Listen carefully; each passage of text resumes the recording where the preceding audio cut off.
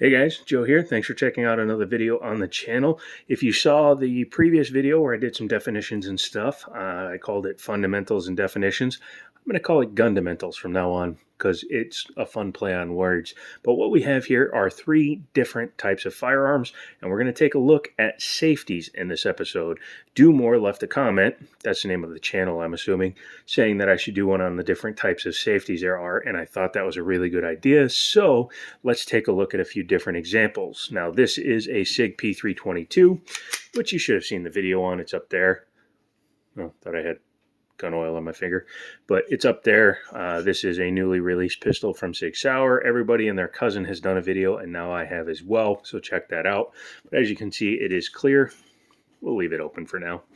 This is a pretty cool one. This is a second gen Glock 22, so it's got the old school grip and all that stuff. It's a 40 cal. Take her to leave it. This is actually a customer piece. I'm checking out why it doesn't extract anymore, but being an older gun, it's probably just the extractor. And this is my Rock Island FS Tac Ultra 9mm 1911. Yes, I know, a 9mm 1911. What blasphemy! But in today's video, we're not going to be discussing calibers or anything like that. What we're talking about is safeties.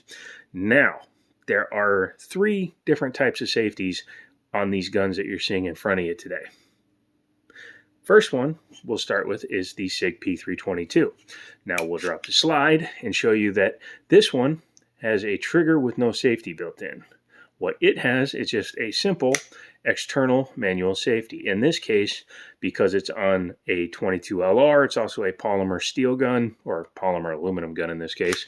It doesn't actually stop the slide from moving back. However, it does defeat the trigger, which means as long as that's on, you can manipulate things, clear the firearm while it's unsafe, and you don't have to worry about accidentally discharging. So that is your standard external manual safety. This one is ambidextrous. You will also note that not every gun does their external manual safety the same way. For example, some of the Rugers will actually tilt up from the back of the safety. This one goes up from the front, more like a 1911 style, which we'll get to in a few minutes. But this is the most intuitive and easy way to use it. There's also a slide-mounted safety on things like the Beretta or the PX4 Storm, and I believe there's a couple of other guns that do that as well. But again, I don't have one of those here for an example, but they function the same way, except it's the other way. Up is fire, down is safe on those. This gun does not have any other safeties besides that. So if you are going to carry a P322, which probably isn't your best choice, if you do use good ammo, you'll want to carry it in the cocked and locked position, as this is called.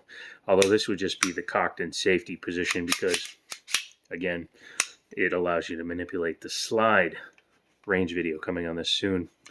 Let's move on to the Glock. Glock became prolific because they have no external manual safety. What they have is the trigger safety.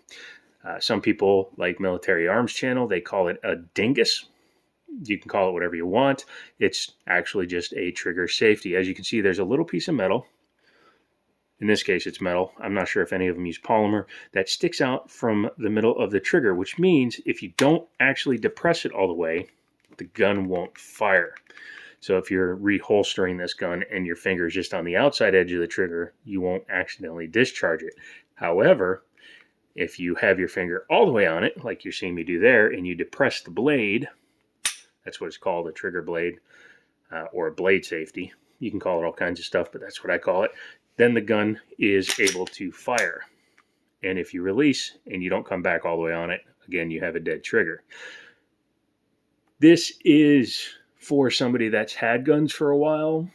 Some people prefer to learn on guns with external manual safeties before they carry something like this, just because you don't have any other way of preventing yourself from pulling the trigger other than this. And the way to get around that, if you're a newer shooter or you're starting to carry, sit at home, obviously clear the firearm, and then you take your holster, you put it in, practice holstering and unholstering, and training your finger to always go up and away from the trigger guard. When you're holding a firearm that you're not shooting, you want it to look like you don't have your, well, I'm holding it at a weird angle so you can see it, but you want it to look like you only have 4 fingers. You don't want to look like you have an index finger. If you hold like that, then you can train yourself to always go there. And a lot of good points is if you have a gun that has takedowns or a cut in the slide, practice training your finger to always go there. If you don't have an external manual safety and you're afraid of that, then you need to practice. I'm still in a lot of pain, so if my speech is a little blurry, sorry about that. I'm on some muscle relaxers, and apparently my mouth is a muscle. Let's move on to the 1911, because the 1911 actually has a mix of safeties. So this has an external manual safety, just like the Sig. However, 1911's, this design was for the U.S. military, and it actually prevents the slide from moving at all, because as you can see, it comes up and interferes with the slide. Interfere, you know what I mean. So it no longer allows the gun to fire. When it's enacted or engaged, you can't fire it. This gun was actually designed to be carried in the cocked and locked position because you can't actually engage the safety unless the hammer is back. So unless the gun is charged, you can't actually engage that safety. Some people think that's dumb. Some people think it's genius. I think if you train, just like with the Glock, you can learn to draw and sweep at the exact same time. And this becomes second nature. My first gun happened to have been a 1911 with the external manual safety. However, this has an additional feature in that it has what's called a grip safety. You see the beaver tail here.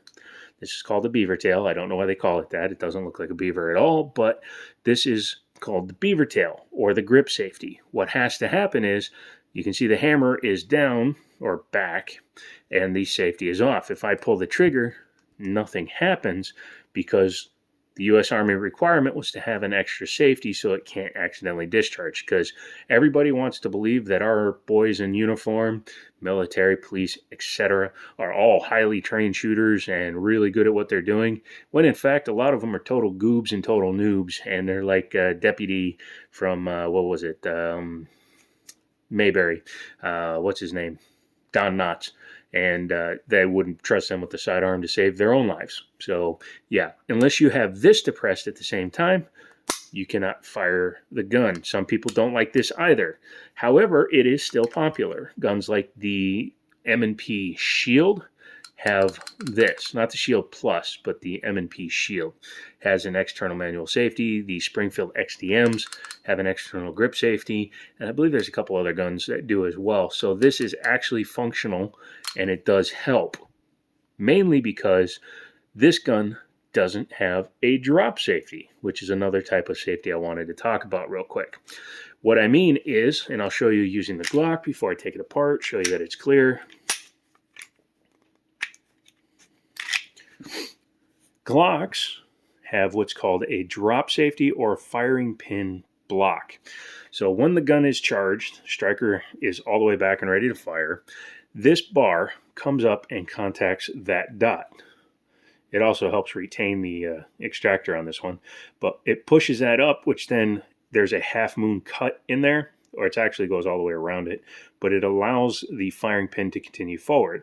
If that isn't pushed up, the firing pin can't move, and that was in place or put into place because up until probably when these things really became popular, it was always a possibility that if you dropped your gun on its striker or firing pin or hammer, that you could accidentally discharge the gun and you could actually get really seriously hurt. So you'll see that most modern firearms, I'm going to take the threaded barrel off of this real quick so that I can show you the drop safety on this one, have a drop safety of some sort. You can see very tiny right there. Same thing on this one. It's a hammer fired gun, but it has a firing pin block as well. And if that's not engaged, gun not go boom, which is a good thing.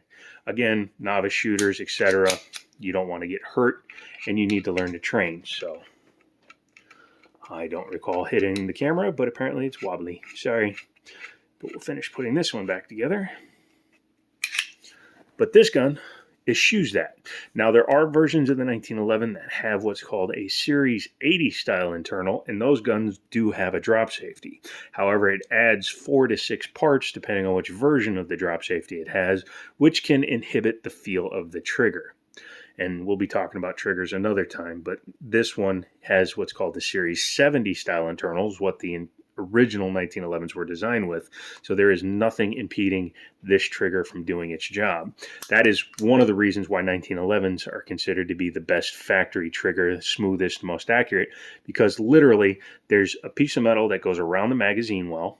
So the magazine actually goes in the middle of the trigger, and then it comes back here, pushes one spring, which then drops the sear, which then allows the hammer to go. So super nice. Whereas, say, a Glock or a striker fired trigger in general is not quite as crisp. Now you can make a striker fired trigger really nice, but because of the drop safety, you lose some of your tactileness, you know what I mean. But anyways, that's a little off topic. What we are finishing with here is what safety works best for you. Well, in general, if you get a Glock, you're only getting one type. You're getting your blade trigger safety. SIGs, if you get older ones, 226s, 320s in the M17 variant, or you get something like a 1911, then you can get your external manual safeties. Beretta's external manual safety. Actually, that's a decocker, so technically that takes it, again, we have to save that for another video, but you either get a trigger safety or you get an external manual safety. There are guns that have neither. Those include guns like the P322 by Sig Sauer, which actually has no trigger safety and no external manual safety unless you order one. I don't have one of those with me, otherwise I would have showed you that as well. So keeping in mind, you can either go balls to the wall safeties or no safeties or somewhere in between. So your level of training will determine what you're comfortable using. I hope that you guys take the time to learn as well as practice proper gun handling. Again, finger out of the way, that's your best safety. If this doesn't get in there accidentally, you can avoid your accidental discharges. Negligent discharge, actually, because if you're actively putting your finger in the trigger guard when it's not supposed to be pointed at something or it's supposed to be in your holster, that becomes a negligent discharge. So again, we'll do a video on more definitions as time goes on. If you like this video, don't forget to get subscribed, like it, comment, all that good stuff. Really appreciate it. Thanks for your time. Come back for another one. And as always, I'll talk to you later.